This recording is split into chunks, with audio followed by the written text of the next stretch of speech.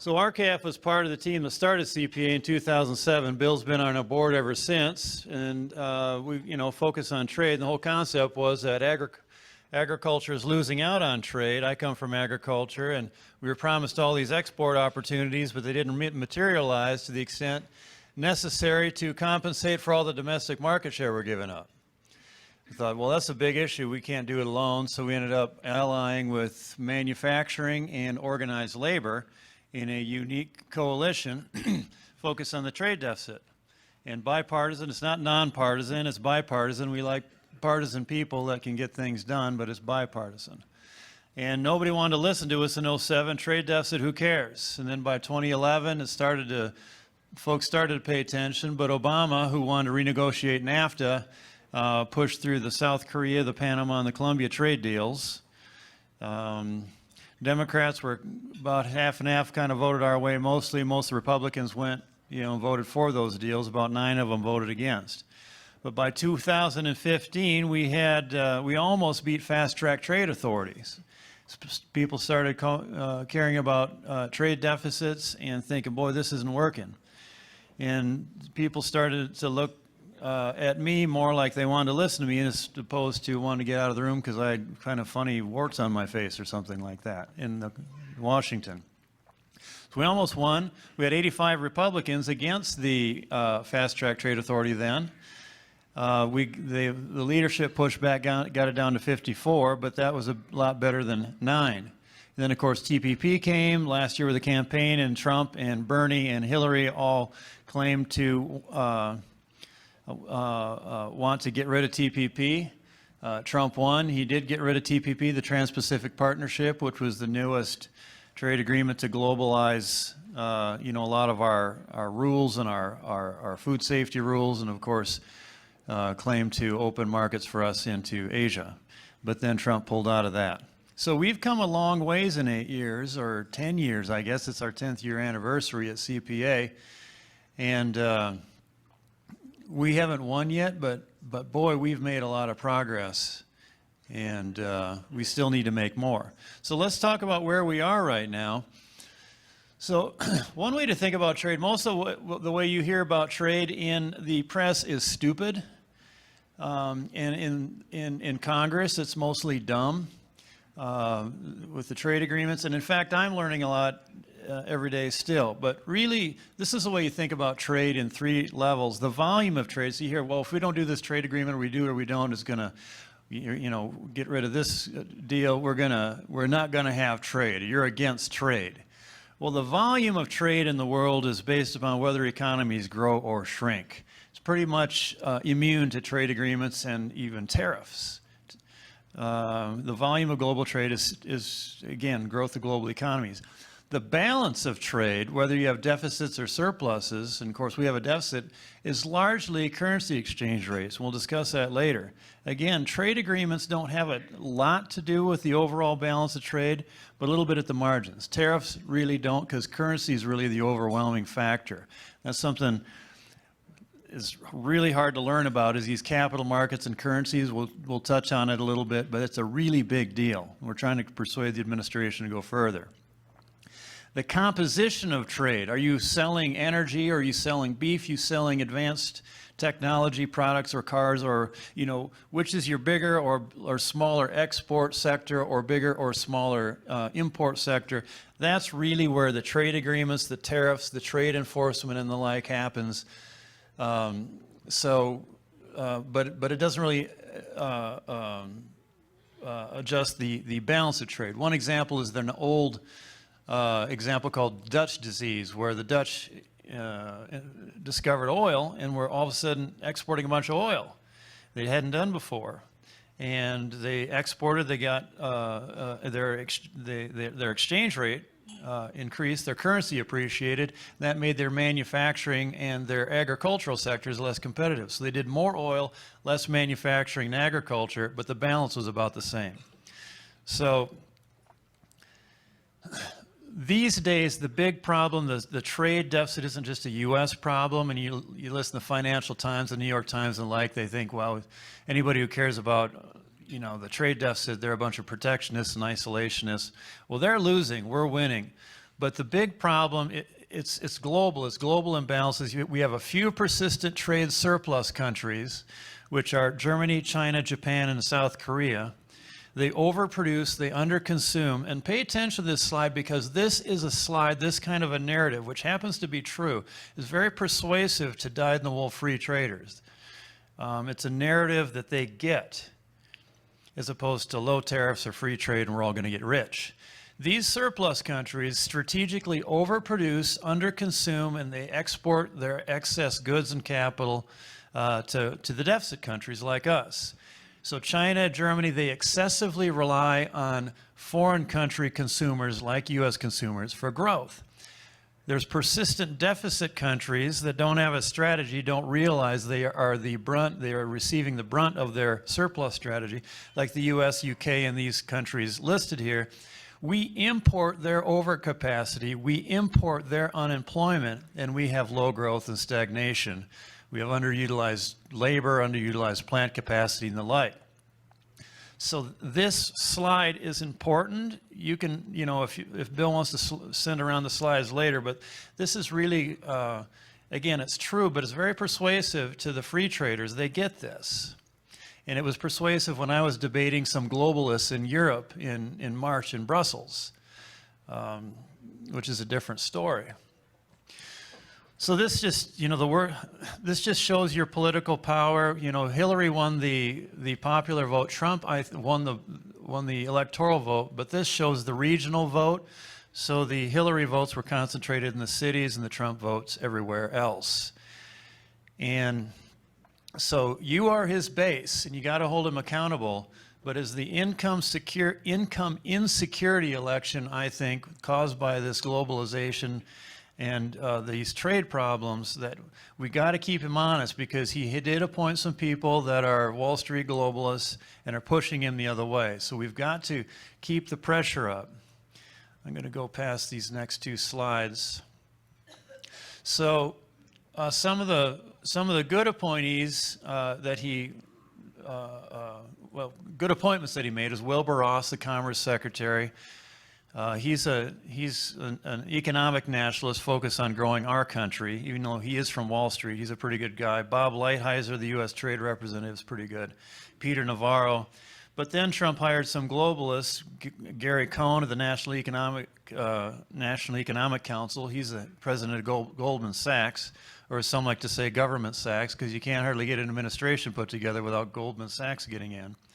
Steve Mnuchin, he's a hedge fund guy. He's another globalist. So that's where the battle is with us trying to push more USA-focused solutions. You have very smart people like Gary Cohn and Steve Mnuchin that are pushing back.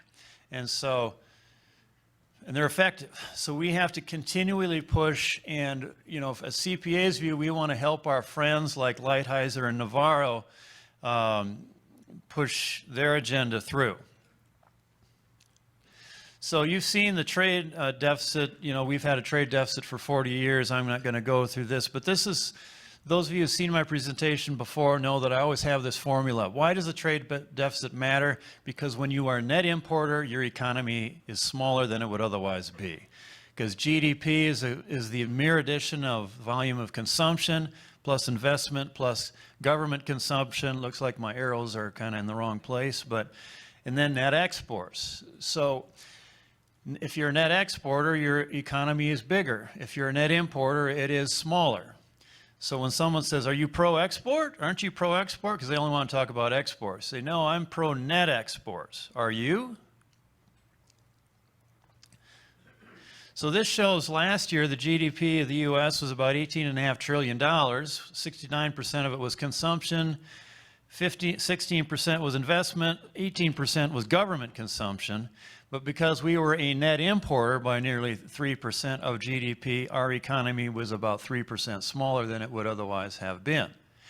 If you take Germany, that negative 3% number is about 8.5 or 9%. So actually, Germany is the biggest net exporter in the world.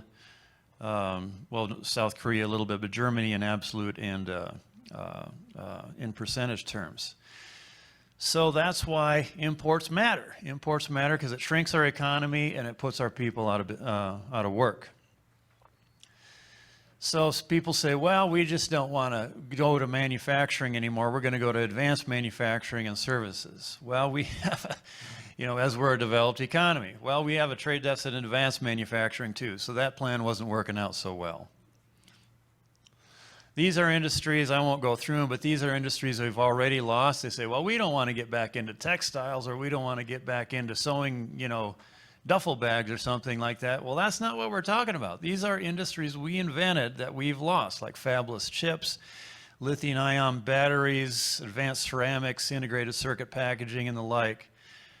These are industries that a country like ours should be making, but is not, because of our stupid trade strategy and because a lot of our leaders just don't care where goods are made. They say if we import cheap, we're going to be richer. So this chart shows that in the red line is our goods trade deficit. As we get a worse trade deficit over time, our growth stagnates. The blue line is our economic growth, and that stagnates. They go together. Now, I said we underutilize labor because we are excessively importing other countries' overcapacity, China and Germany and the like. This, in 2008, it shows how the unemployment rate, the U3, that blue line, skyrocketed up to 10%. And the red line is the labor force participation rate. And they say we now have low unemployment now, but the funny thing about this chart is that you see the red line that descends like that, that's people dropping out of the workforce. They never want to, they're not looking for jobs anymore. And so they're not counted in that blue line, U3, unemployment rate. So the vast majority of our unemployment rate going down is just because people are leaving the workforce and not looking for work. So it's a bit misleading. We're not employing our people like we used to because we're not producing like we used to. And I'm going to be talking a little more manufacturing than agriculture today, but it shows you talk agriculture the rest of your conference, it shows you how you can ally how your interests are aligned together. And this is underutilization of plant capacity after the, how do I do this thing? The end line, I'm not going to explain this one, except to say that the existing plant capacity we have is not full because we have a trade deficit. We're importing more of what we consume. So a lot of our plants are laying idle. This slide shows that the better paying jobs, the high wage, high hour jobs, in other words, jobs that people can make actually a living on, tend to be in the manufacturing, mining, logging, durable goods manufacturing, construction, and the like, rather than services. You don't have to memorize these numbers. You probably couldn't anyway. But the thing is, there's a bunch of low-wage, low-hour jobs in retail and social assistance and tourism, leisure, and hospitality. Of the jobs that have been created since the Great Recession, as we're hemorrhaging our manufacturing and our agriculture, 60% of those jobs created have been low-wage, low-hour jobs, meaning you have a low per-hour wage, and they're 25 hours a week, so they don't have to pay health care. You're making less than $600 a week, and that's... Our whole workforce is shifting, so people are becoming poorer because we don't make things. People leave the workforce, they're not coming back, and those that get jobs in the workforce are making less than $600 a week. And that's because we're losing our base to produce things. They say, well, we just need to educate folks. We need to educate them so they can be productive employees. This is an astounding number. 66% of American workers don't have a 4-year degree. That's not a knock on people without a 4-year degree. That's just the nature of the workforce. You're not going to turn everyone into PhDs so they can work on Wall Street or Silicon Valley. That's just not how the world works. It's a structural issue and trade is at the core of it. We cannot win as a country without fixing our trade issues so that we are a productive powerhouse again. So we talked about the imbalances. This current account or trade balance is shared GDP by country. This again shows the game is among the major economies. I mean, Singapore has a big trade. I was in Singapore in May debating a Chinese state-owned enterprise guy. He used to be an interpreter for Deng Xiaoping in the 80s on Japanese television. And Singapore has a big trade surplus, but who cares? It's a city-state. I mean, it's just a town. So, but among the major economies, you see these are the overproducing economies: Germany, South Korea, Japan, and China. And countries like the UK and the US absorb that oversupply. And that's not supposed to happen in economics. These trade surpluses are supposed to resolve because exchange rates are supposed to adjust. Because when you have a surplus, your economy grows, your currency appreciates, your stuff is more expensive, you don't sell so much, so you don't keep that persistent surplus. But if you have a deficit like we do, your exchange rate or your currency is supposed to depreciate.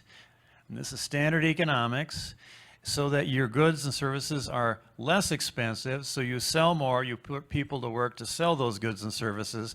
Imports are more expensive, so you import less, and it all balances out. So this persistency year after year of deficits and surpluses among the major economies, and the globalists have no answer for that. They know it shouldn't occur. They say, well, it's a real problem, but anything you prescribe we shouldn't do because you never know what else will happen. That's their only excuse.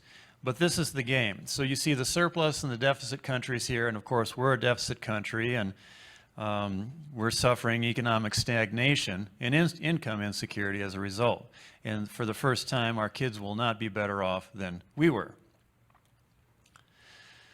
So this shows you among those surplus countries, the top of those bar graphs. China is about 29% of their economy is manufacturing. South Korea, nearly so. Germany, about 23%.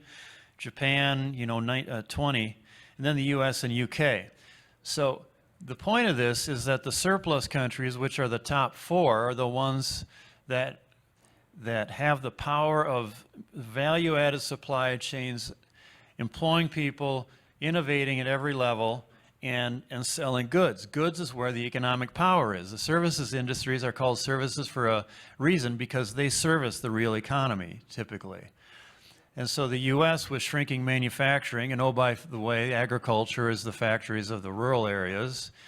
By shrinking our ability to produce, we are killing ourselves.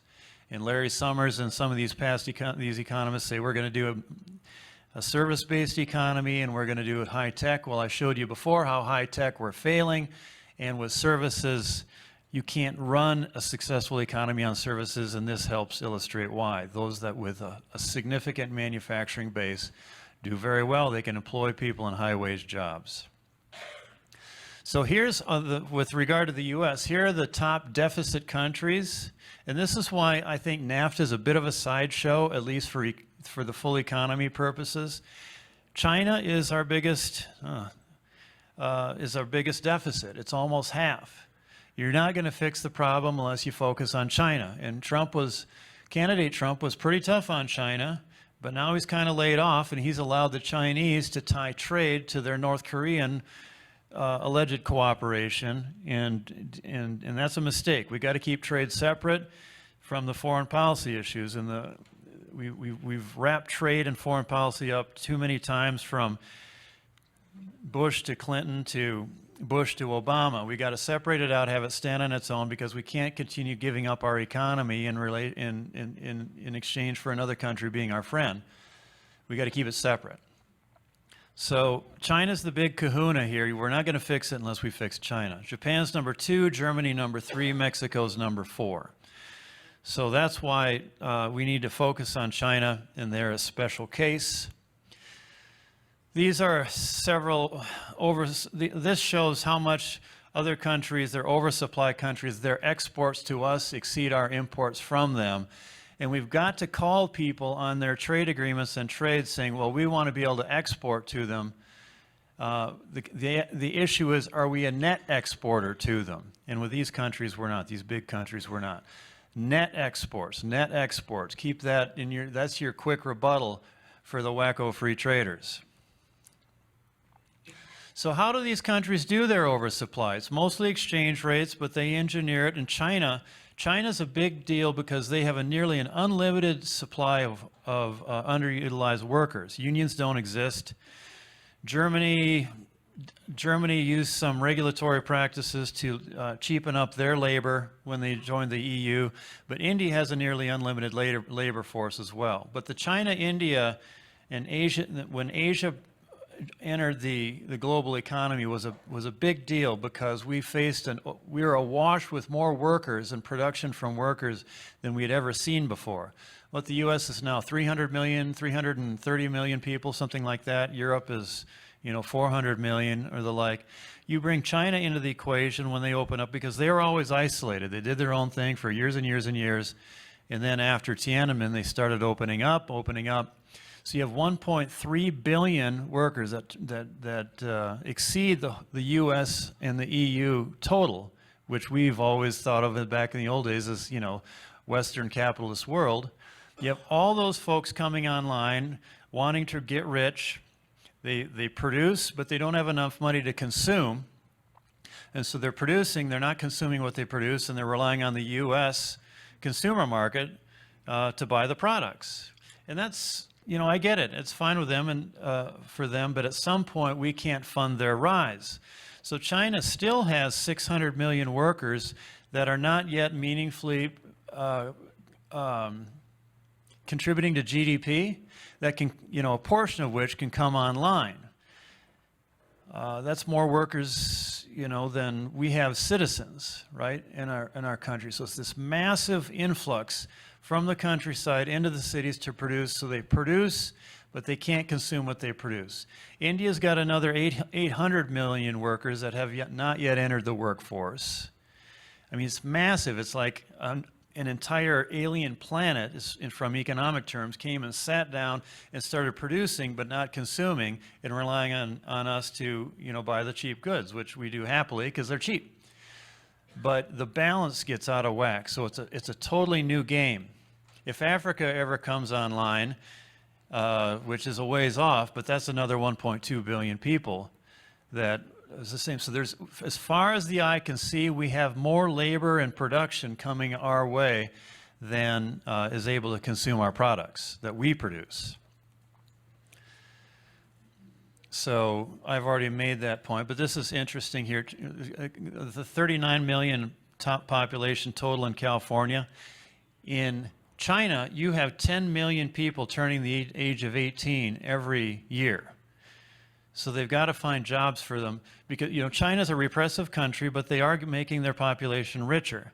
And there's a core deal. This is why you have to really think, when you're talking about doing trade deals or any other deal with China, there is a core bargain between the Chinese Communist Party and their people.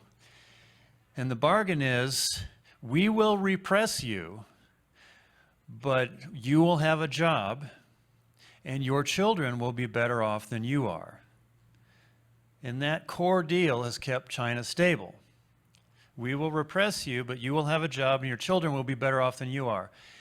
If the Chinese government cannot deliver on their promise, then Tiananmen looks like a firecracker.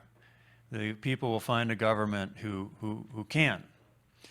So it's very difficult to see how any strategic economic dialogue to voluntarily rebalance trade with China can succeed. We have to do some unilateral efforts, not to go to war or anything like that. We just have to protect our interests because they have to rely on U.S. consumers on net to fund the rise in the wealth increases of their population to keep their deal. And they're unlikely to voluntarily relinquish that. Okay, currency misalignment fixes about everything, and we've heard about currency manipulation. Candidate Trump talked about currency manipulation. CPA's been on currency manipulation, that issue, for many years, and that's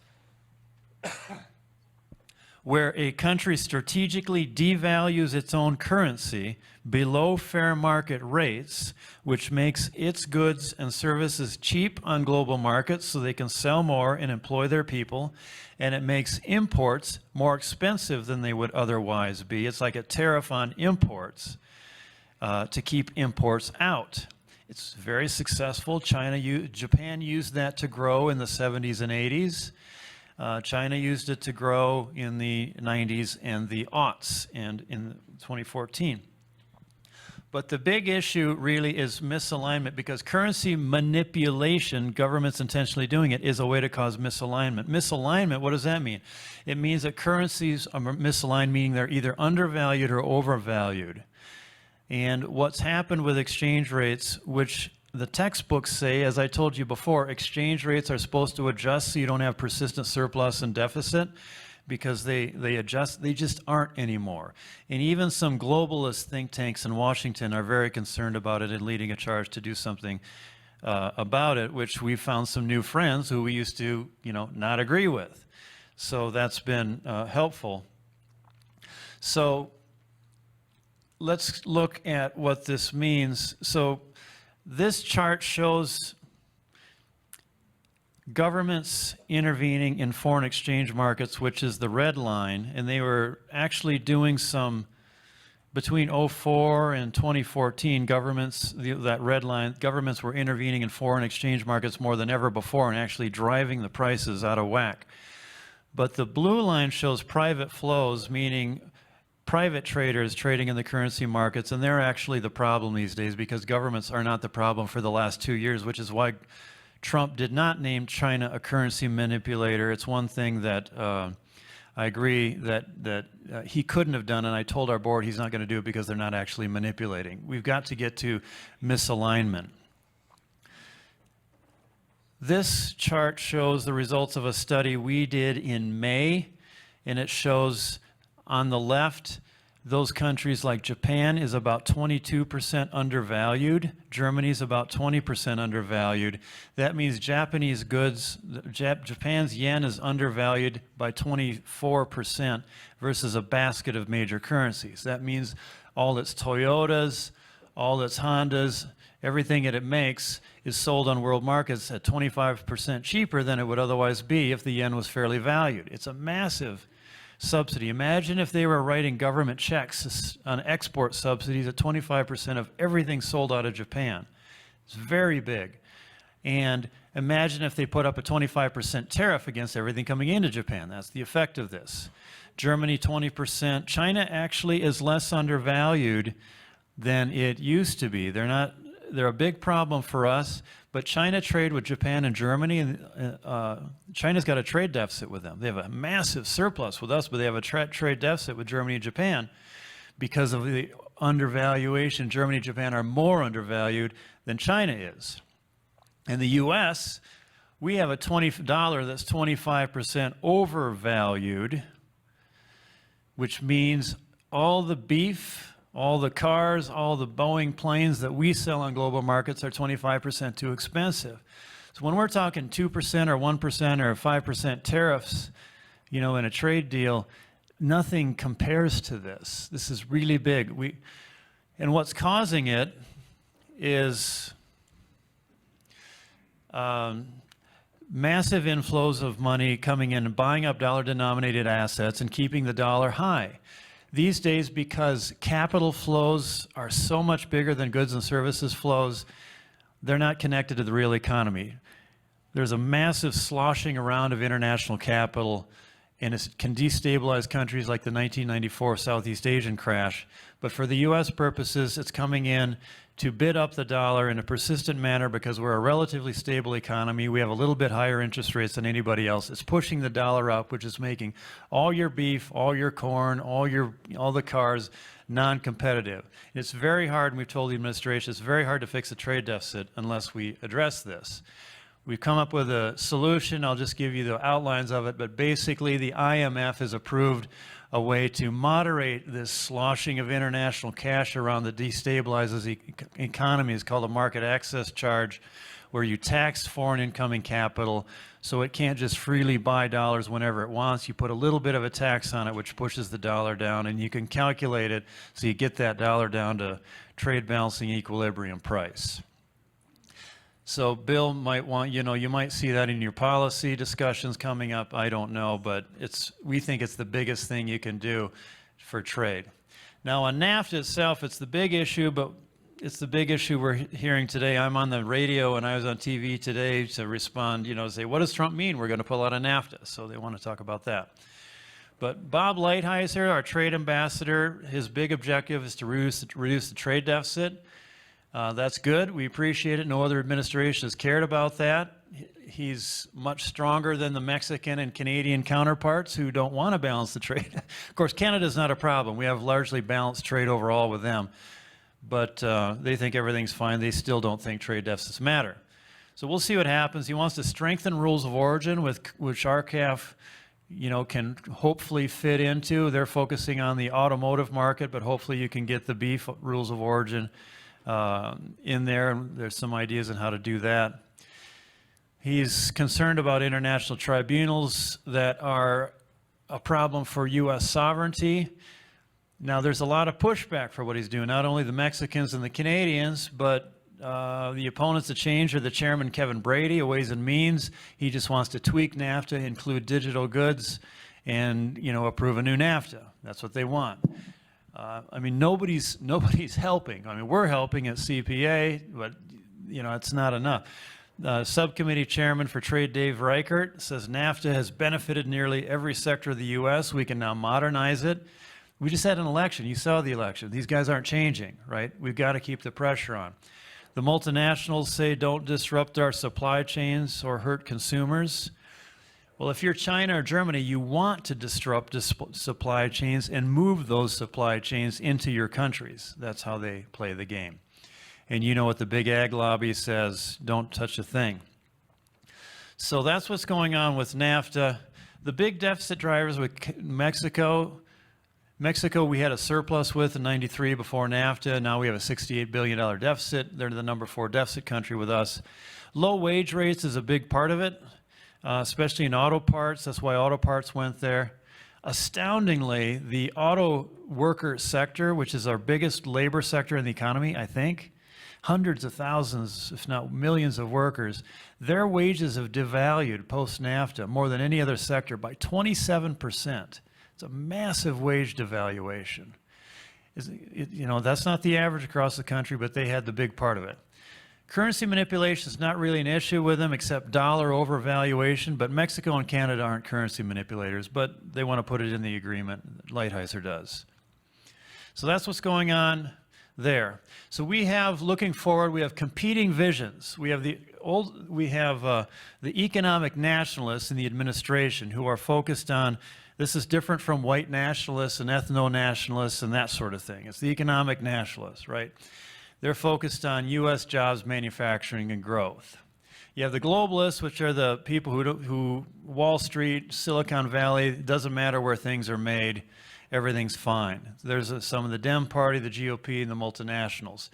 They're trying to prevent anything from happening. You have the classic fair traders, which tend to focus on social justice, labor and environmental rights, human rights. Not exclusively, I'm oversimplifying, but that's the traditional fair trader lobby that has been around for a while, has done some good things.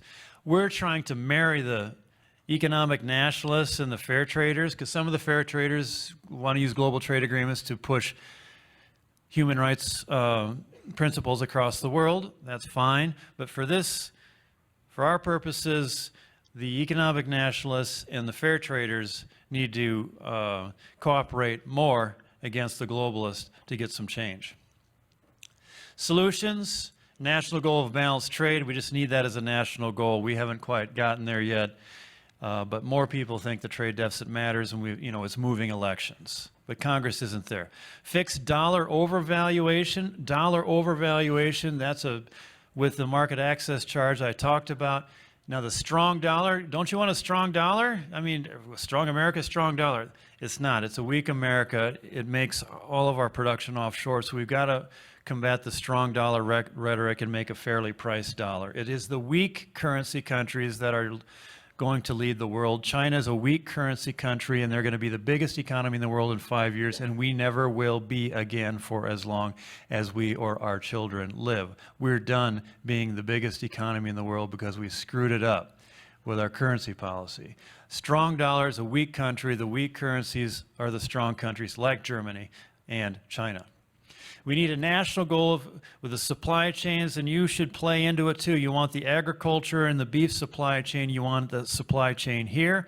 So we add jobs and value at every level and create jobs in rural America. Same with manufacturing. And the supply chain rhetoric is a good rebuttal to the free traders and is playing in Washington. You got to capture it for the rural America. Lastly, I've been saying this more and more. People say, what do you want to do with NAFTA? I frankly don't know. It's kind of a weird thing. The way the whole different sectors of NAFTA and trade balance played out. But Trump said we should maybe end NAFTA. I have raised it, and CPA's raised it. If we can't get a good deal, we should maybe end NAFTA. Or go further, maybe the era of trade deals, the modern era of trade deals should just end. Because it really started with NAFTA and all the deals thereafter, and we had poor trade performance, more devaluation of labor, goods, and services, and stagnation in our country as a result of that. So they're globalizing our rules, they're globalizing trade. Maybe the era should just end, and we should focus more on national laws to control our economy, our food safety, our rules of origin, and the like. And it was just a bad experiment that lasted about 24 or 5 or 6 years that we should just end. It might be worth raising. I'm raising it in the media, and it's on the left.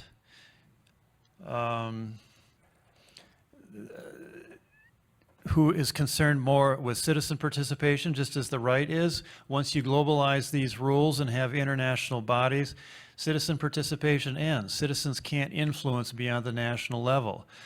They're seeing it in Europe. Brussels is the capital of Europe. What citizens go to Brussels and lobby the European Parliament? Well, you don't know because most of you haven't been there, but I mean, I've seen it, and they just don't go. The Geneva, all that stuff, they don't go there. Citizens will go to Washington, they'll go to their state capitals, but once you globalize these things, citizen participation ends. It's only technocrats and corporate lobbyists. So from a democratic perspective, the national level is where it's at. So the principle that I wrote at the end is, if national law can handle an issue, why globalize it? And so, again, maybe the modern era of trade agreements should end, and you may want to consider raising that, because we've got to normalize that discussion, because Washington still thinks if you don't have trade agreements, you don't have trade. So those are my ideas today, and I'm happy to take any questions. Thank you.